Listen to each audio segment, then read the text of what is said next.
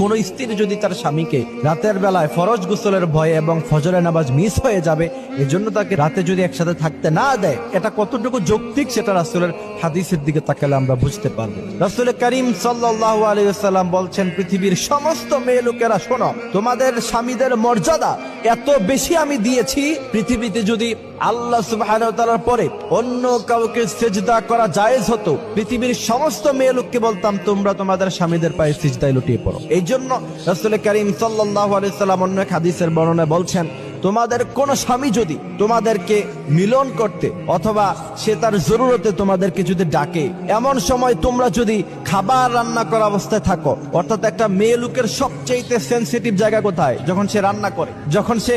রান্নাঘরে থাকে, সেখান থেকে সে অনেক দূরে যেতে পারে না, কারণ খাবার নষ্ট হয়ে যেতে পারে, খাবার পোড়া হয়ে যেতে পারে, তখন পুরো খাবারটাই নষ্ট হয়ে যাবে। রাসূল করিম সাল্লাল্লাহু আলাইহি ওয়াসাল্লাম বলছেন